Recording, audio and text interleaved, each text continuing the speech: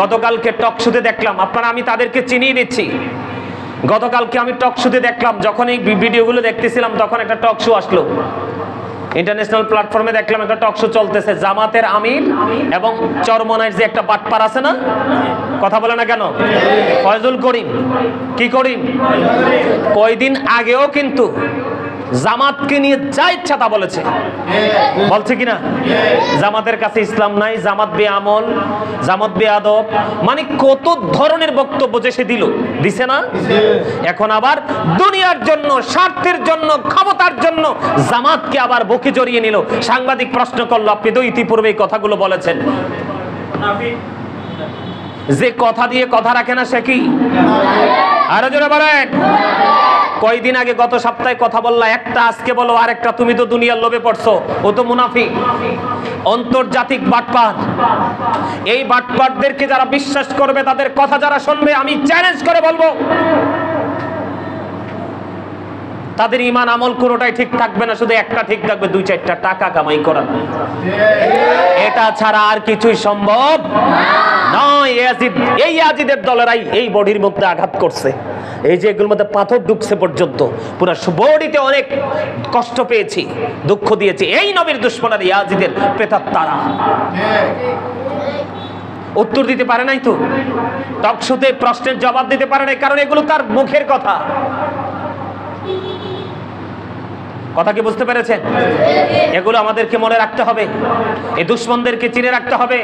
নবীজি বলে গেছে, তাদের কথা হবে মধুর চেয়ে মিষ্টি, চরিত্র হবে ফেরাউনের মতো, হিংস্রতা হবে বাঘের মতো। কিসের মতো?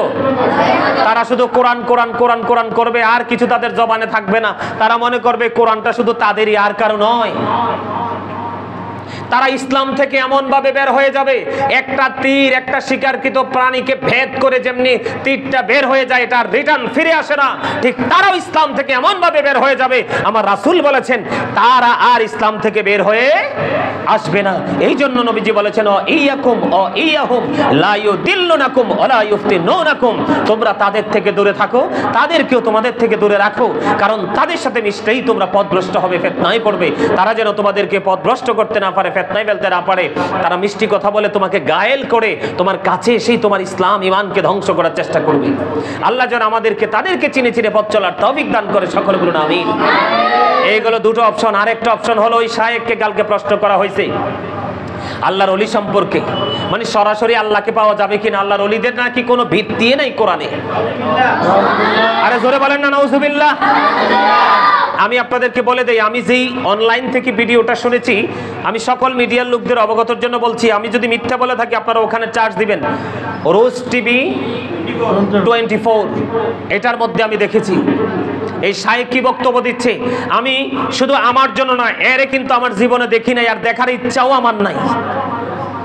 ওরে জীবনের তরে আমার দেখার ইচ্ছাও, আমার মনে হয় সত্যিকার নবী প্রেমিক অলি প্রেমিকদের তাকে দেখার ইচ্ছা কোনোদিনও জন্ম হবে না, ঠিক কিনা বলেন?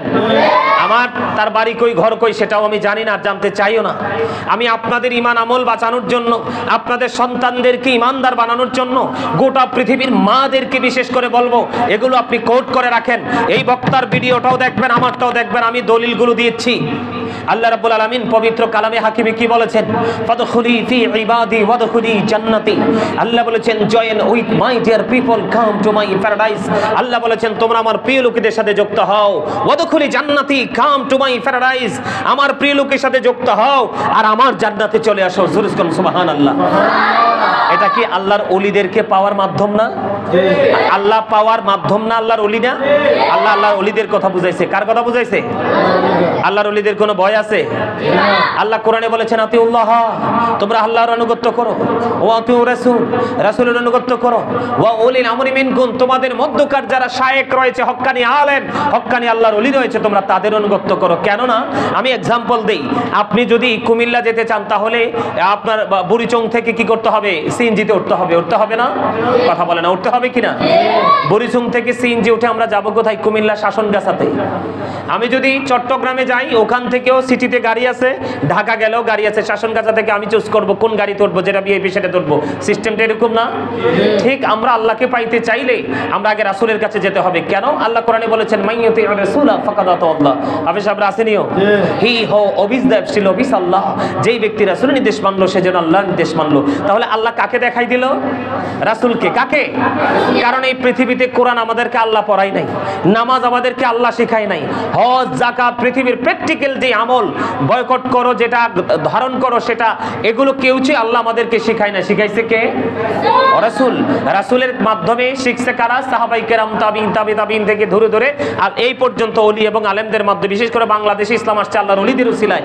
এই নির্লজ্জ বেহায়াগুলো একটাবার চিন্তা করে না, একটাবার ভাবে না যে আমরা কি বলছি, কি বলতেছি, আমরা কি করতেছি, একটাবার ভাবে না। এরকম বেহায়া মানুষ আমি দেখি নাই।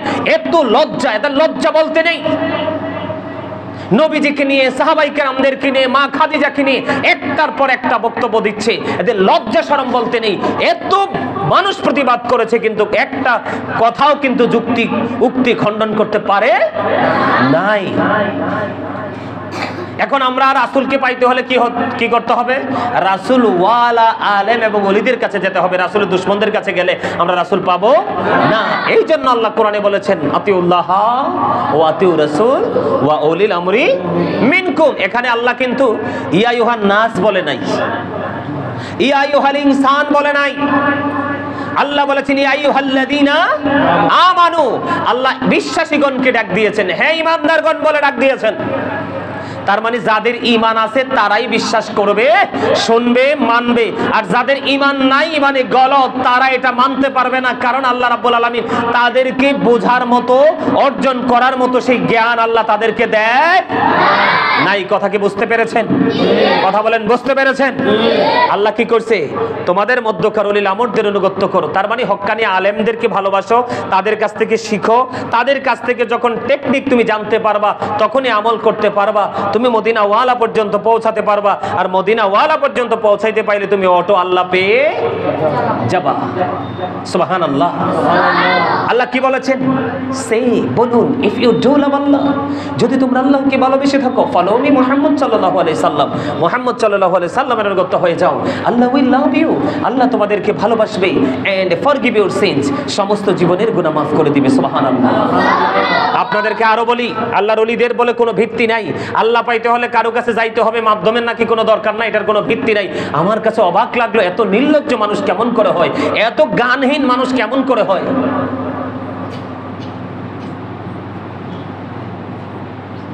আল্লাহ রাব্বুল আলামিন আরো বলেছেন আলা ইন্না আউলিয়া আল্লাহি লা খাউফুন আলাইহিম ওয়া লা হুম ইয়াহজানুন। আসেনি হাফেজ সাহেবরা? আল্লাহ কোরআনে বলছে behold verily the friends of Allah have nothing to fear or to regret। আল্লাহর ওলিদের কোনো ভয় নেই, তাদের কোনো চিন্তা নাই, টেনশন নাই। সুবহানাল্লাহ। নাহনু আউলিয়াউকুম ফিল হায়াতিদ দুনিয়া ফিল আখিরাহ, we are your protecting friends in the life of the world and in the hereafter। আমরাই তোমাদের বন্ধু দুনিয়ার জীবনে এবং পরকালের জীবনে। জোরে কন্না সুবহানাল্লাহ। আল্লাহ আরো কি বলেছে জানেন? আল্লাহ বলেছেন ইয়া আইয়ুহাল্লাযীনা আমানুত্তাকুল্লাহা ওয়াবতাগু ইলাইহি ওয়াসিলা। আল্লাহ বলেছেন হে ঈমানদারগণ, তোমরা কি করো? আল্লাহকে ভয় করো। ওয়াবতাগু ইলাইহি ওয়াসিলা, আল্লাহকে পাওয়ার জন্য উসিলা তালাশ করো। কি করো? আল্লাহ আরো বলেছেন ইয়া আইয়ুহাল্লাযীনা আমানুত্তাকুল্লাহা ওয়া কুনু মা'আস সাদিকিন। আল্লাহ বলেছেন ঈমানদারগণ, তোমরা আল্লাহকে কি করো? ভয় করো। কি করো? ভয় করো। আল্লাহ বলেছেন O believers you fear me. ঈমানদারদেরকে এটাকে বলেছেন তোমরা আল্লাহকে কি করো? ভয় করো। এবং আল্লাহকে পাওয়ার জন্য তো যে উসিলা করতে বলেছে ওয়া কুনু মা'আস সাদিকিন, এই সাদিকিনের ব্যাখ্যায় আসছে সত্যবাদী লোক। বিভিন্ন তাফসীরের কিতাবের মধ্যে আসছে। সাদিকিনের ব্যাখ্যা করতে গিয়ে শাইখ ইসমাইল হাক্কি রাদিয়াল্লাহু তাআলা তিনি বলেছেন হক্কানি আলেম এবং হক্কানি আল্লাহর ওলিদেরকে বোঝানো হয়েছে। জোরে জোরে সুবহানাল্লাহ। আমি আপনাদেরকে বলি, এই আয়াতগুলোকে অস্বীকার করার কোনো সুযোগ আছে? আরো জোরে বলেন আছে? আল্লাহ হাদিস শরীফের মধ্যে আসছে মান আয়াদানি ওয়ালিয়ান ফাকাদ আযানতুহু বিল হারব। আল্লাহর ওলিদের সাথে যারা কি করবে? বেয়াদবি করবে, আল্লাহ তাদের বিরুদ্ধে যুদ্ধ ঘোষণা করেছে। একটা দুইটা নয়, শেখ হাসিনা যখন ক্ষমতাচ্যুত হওয়ার পরেই নবীর দুশমনেরা মাথাচাড়া দিয়েছে, মনে করেছে বাংলাদেশটা তাদের হয়ে গেছে। নাও, এখনো পর্যন্ত 100% বাংলাদেশে মুসলমানের মধ্যে 75% পর্যন্ত হলো নবী প্রেমিক, অলি প্রেমিক, সাধক। ঠিক কিনা বলেন? এরা তো সারা বাংলাদেশ থেকে ওই কি বলবো, কথাটা বলতে কেমন জানি লাগে আমার, আসলে মানে নবীজিকে নিয়ে যখন, আল্লাহর ওলিদেরকে নিয়ে যখন বেয়াদবি করে আমরা সহ্য করতে পারি না। আপনারা সবাই জানেন, গোটা পৃথিবীর মানুষ জানে, আমি মানে বিতর্কিত বক্তব্য দিতে আমি পছন্দ করি না, কিন্তু গঠনমূলকভাবে সমালোচনা করতে আমি পছন্দ করি। আজকে আমি তাদের সমালোচনা এই জন্য করতেছি কারণ তারা সত্যিকার অর্থে নবী প্রেমিক, সত্যিকার অর্থে নবীর দুশমন, ওলিদের দুশমন। ঠিক কিনা? আরো জোরে। আমি আপনাদেরকে বলে রাখি, আপনারা এগুলো ব্রেইনে সেটআপ দিয়ে রাখেন। একজন মুসলমানের কবরের উপরে বসার চাইতে, কিসের চাইতে? একজন মুসলমানের কবরের উপরে বসার চাইতে একজন মানুষের গায়ে আগুন লাগাইয়া দেওয়া। আগুন লাগাইলে তার গায়ে জামা নিশ্চয়ই থাকে, গেঞ্জি হোক, শার্ট হোক, পাঞ্জাবি হোক, মহিলাদের শাড়ি হোক, একটা এক্সাম্পল থাকে কি থাকে না? তাকে একজন মানুষের শরীরে আগুন লাগিয়ে দিল, আগুনে তার জামাটা পুড়ে গেল, জামাটা পোড়ার পরে তার শরীরে আগুন লেগে শরীর স্কিনটা পোড়া শুরু হয়ে গেল। এটা তার জন্য অনেক উত্তম, অনেক বেটার একটা সাধারণ মুসলমানের কবরের উপরে বেয়াদবি করে বসার চাইতে। তাহলে মুসলমানের সম্মান কম না বেশি? আরো জোরে বলেন, কম না বেশি? তাহলে এই যে বেয়াদবগুলো মাথায় টুপি লাগিয়ে, দাড়ি লাগিয়ে, জুব্বা লাগিয়ে এই অসংখ্য 105টার উপরে মাজার ভেঙেছে। পশ্চিমবঙ্গে দেখেছি একটা মাজারের যাকে ডেড বডি ছিল ওনার হাড়গোড় পর্যন্ত উঠাই নিয়ে গেছে। এদেরকে কি মুসলমান বলা যায়? তখন ওই নির্লজ্জ বেহায়া একটা বক্তব্য দেয় নাই।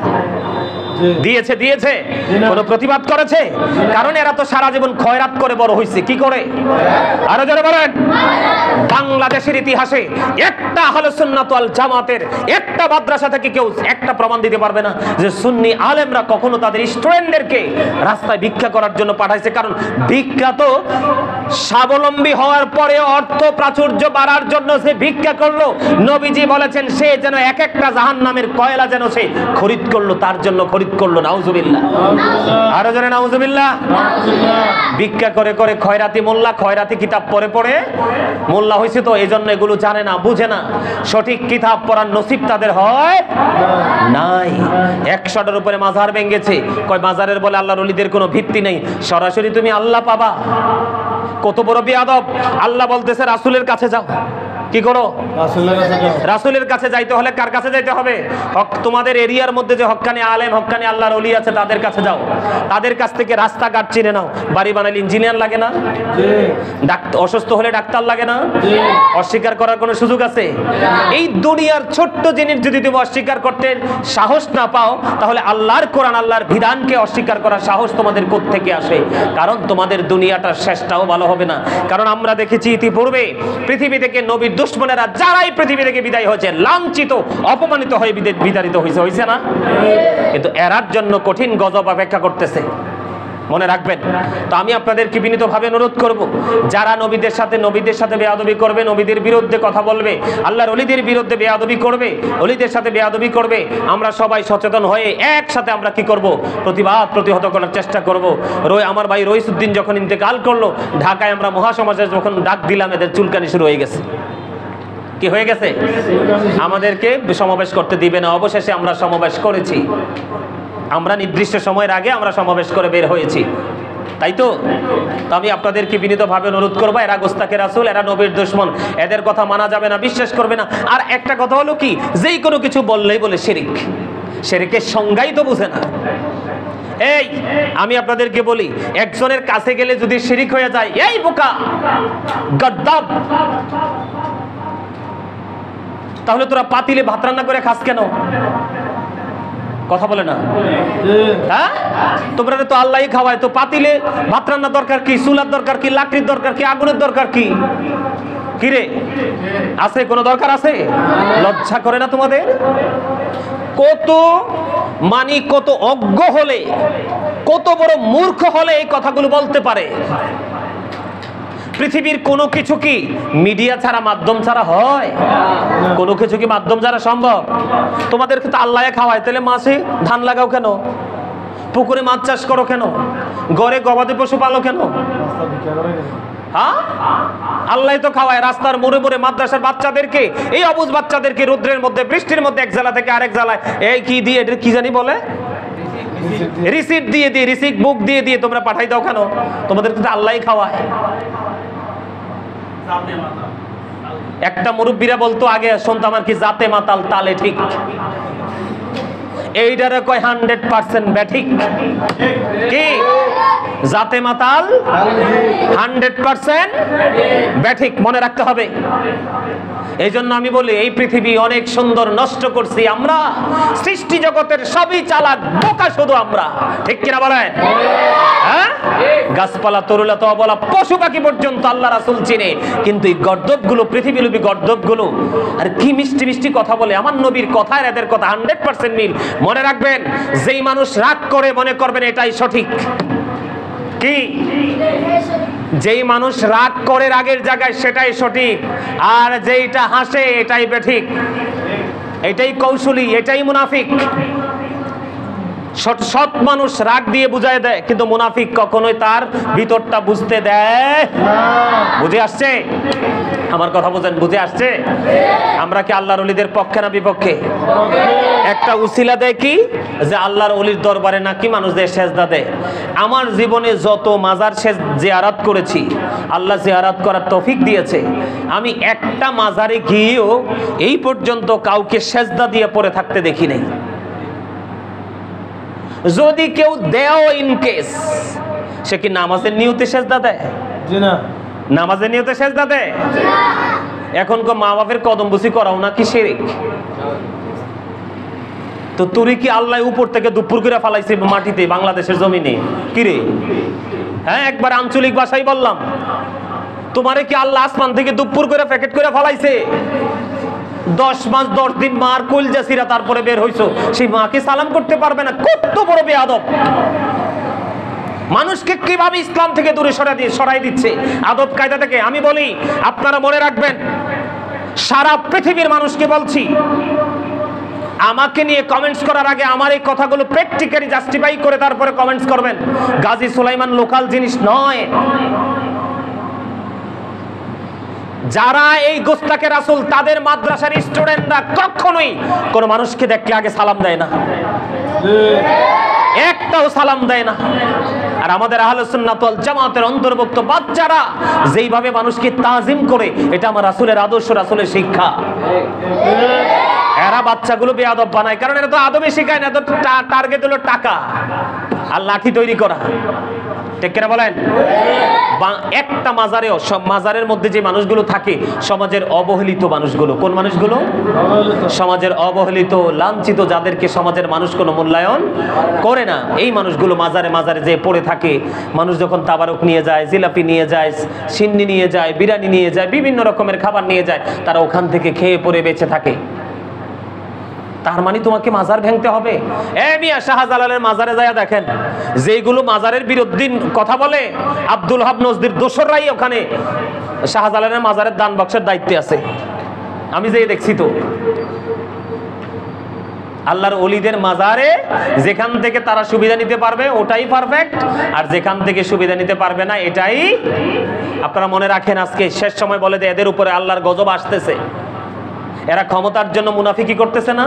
এখানে একটা, ওখানে একটা, এদিকে মাজার ভাঙে কোনো প্রতিবাদ নাই, ওই দিকে হিন্দুদের মন্দিরে যে গীতা পাঠ করে, এটা প্রশংসার জায়গা। কথা বলে না কেন? আর উলঙ্গ বেপর্দাশীল নারীদের সাথে একসাথে বৈশা ইফতারি করে, আবার মুখে মিষ্টি কথা বলে, কোরআন হাদিসের কথা বলে। এই জন্য আমি সারা বাংলাদেশ, গোটা পৃথিবীর মুমিন মুসলমানকে বলবো, আপনি যাকে ভালোবাসবেন, ভালো তো বাসতেই হবে, কাউকে না কাউকে আপনি অবজারভেশন করেন, কার মধ্যে সত্যিকারের ইসলামের রং আছে। ইসলামের রঙে রঙিন আল্লাহ, রাসূল এবং ওলিদের সত্যিকারের প্রেমিকদেরকে খুঁজে তাদের সাথে প্রেমের ডুরি লাগান। আপনার দুনিয়ার শান্তি, পরকালের মুক্তি সুনিশ্চিত। আর পৃথিবী লোভী যারা এখানে একটা বলে ওখানে একটা বলে, আওয়ামী লীগ আসলে একটা বলে, বিএনপি আসলে একটা বলে, এরা কখনোই সঠিক নয়। মনে রাখবেন, আহলে সুন্নাত ওয়াল জামাত কখনোই ক্ষমতার জন্য লড়াই করে না। কারণ আমরা ক্ষমতা চাই না, আমরা চাই প্রেম, আমরা চাই ভালোবাসা, আমরা চাই শান্তি, আমরা চাই সম্প্রীতি। আল্লাহ যেন আমাদেরকে গুস্তাখে রাসূল, দুশমনে রাসূল, দুশমনে ওলিদেরকে চিনে চিনে চিহ্নিত করে করে আমরা যেন তাদেরকে বয়কট করে করে, ইগনোর করে করে আমরা যেন আমাদের আগামী দিনে পথ চলতে পারি। আল্লাহ যেন আমাদেরকে সে তৌফিক দান করে। সকলে বলেন আমিন। এই বলে আমি আমার সংক্ষিপ্ত আলোচনা শেষ করেছি। আখিরি দাওয়ানা আলহামদুলিল্লাহি রাব্বিল আলামিন।